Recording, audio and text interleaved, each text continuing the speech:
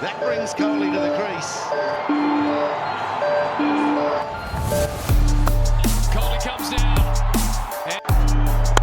Now the crowd starting to lift, as is Shubman Gill. Loose ball. Down and outstanding. Dhoni finishes off in style. A magnificent strike into the crowd. India lift the World Cup after 28 years. The parties start in the. India में cricket एक sport नहीं बल्कि अब ये देश का blood line भी बन चुका है।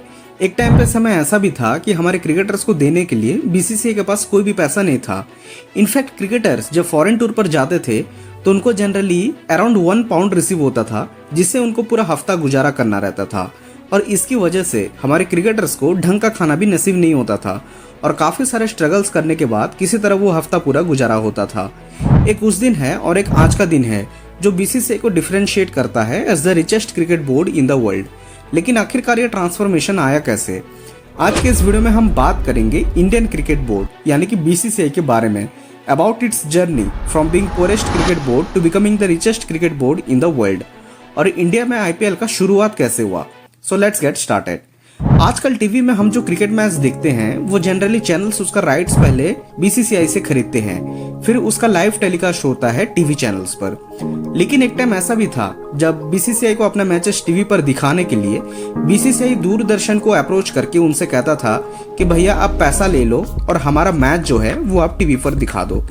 बीसीसीआई जब दूरदर्शन को पैसा देता था मैचेस को टीवी पर दिखाने के लिए, तब लोगों ने इतने तादाद में क्रिकेट देखना स्टार्ट किया कि बीसीसीआई को कहीं ना कहीं धीरे धीरे समझ में आ गया कि इंडिया में क्रिकेट का क्रेज बहुत ज्यादा है। और फिर इस पॉइंट पे बीसीसीआई ने सोचा कि अब वो इंडिया का मैच टीवी पर दिखाने के लिए किसी और को पैसा नहीं देगा, बल्कि अब अपना क्रिकेटिंग राइट्स को सेल करेंगे इसे टीवी पर दिखाने के लिए। और फिर 1993 में for the first time in the history BCCI ने ट्रांस वर्ल्ड इंटरनेशनल को अपना फर्स्ट क्रिकेटिंग राइट सेल किया था for an amount of $6 lakh. और इस डील के बाद दूरदर्शन का जो मोनोपोली चल रहा था क्रिकेट को टीवी पर दिखाने के लिए, वो मोनोपोली भी फाइनली यहाँ पे ब्रेक हुआ। यहाँ से फिर बीसीसीआई ने इंडिया का जो भी मैचेस था उसका राइट सेल करते हुए अपने लिए एक मेजर रेवेन्यू जनरेट करना स्टार्ट किया था।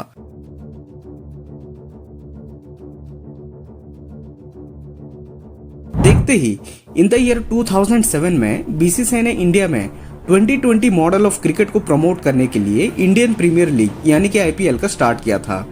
आईपीएल का कॉन्सेप्ट जनरली इंग्लैंड में खेला गया इंग्लिश प्रीमियर लीग और अमेरिका का नेशनल बास्केटबॉल लीग यानी कि एनबीए को बेस करते हुए फॉर्म किया गया था, क्योंकि उस टाइम पे ये प्रूव हो चुका था कि वर्ल्ड में जितने भी बड़े लीग्स हैं जैसे कि एनबीए, ये सब सक्सेसफुल रह चुके हैं over a period of time.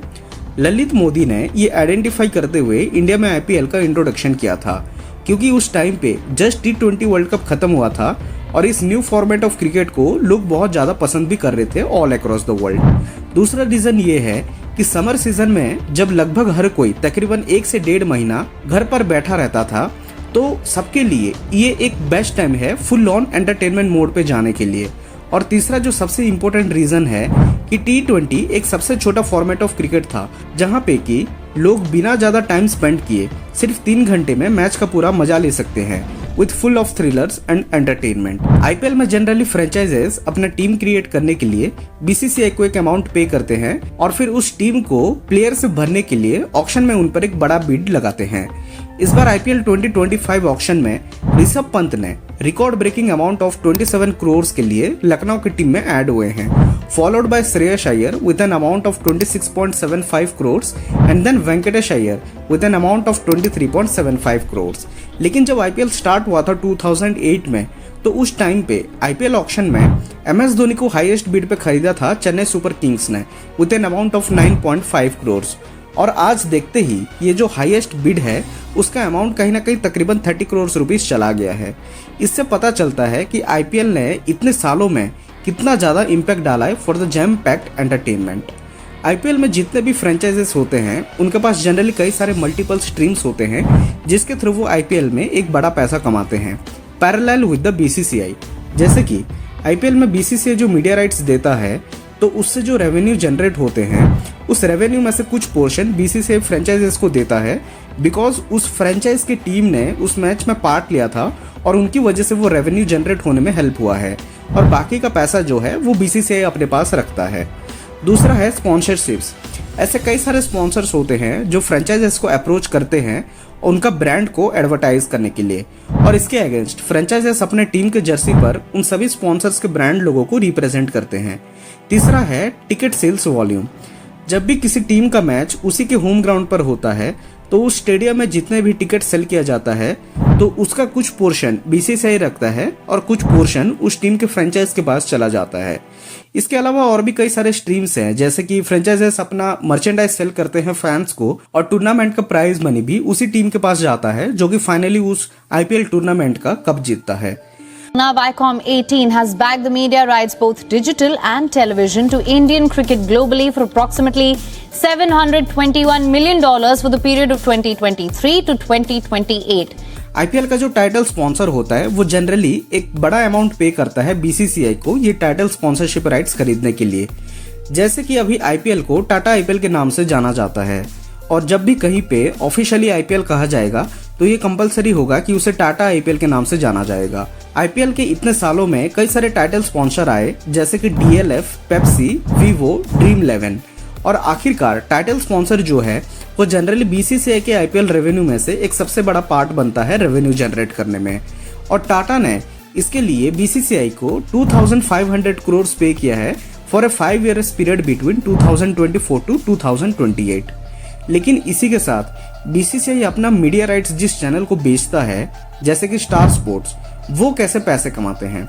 Star sports generally advertisement से कमाते हैं इन बिटवीन द ओवर्स, और ये ओवर्स के बीच जितने भी कंपनी के एडवर्टाइजमेंट स्टार स्पोर्ट्स दिखाता है तो उन सब कंपनीज से star sports generally higher amount charge करता है, क्योंकि ये एडवर्टाइजमेंट स्लॉट्स को जनरली प्राइम टाइम कहा जाता है।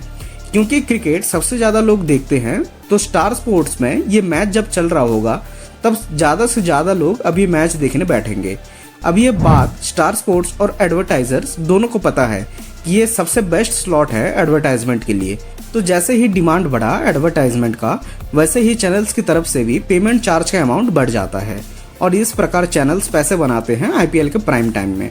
जनरली देखा जाए तो आईपीएल के टाइम पे सभी के लिए ये जनरली एक विन टू विन सिचुएशन है पैसा बनाने के लिए, चाहे कुछ भी हो। लेकिन जब मुंबई इंडियंस और चेन्नई सुपर किंग्स जैसे ग्रेटेस्ट राइवलरी का मैच आता है तब उस स्टेडियम में बैठे उन सभी फैंस के लिए एक nail biting super thriller entertainment से ये कोई कम नहीं होता है। वैसे आपका क्या मानना है इस वीडियो के बारे में, और आपका कौन सा फेवरेट टीम है, मैं कमेंट बॉक्स पर जरूर डालें। मिलते हैं अगले वीडियो में, तब तक के लिए आईपीएल का मजा उठाओ।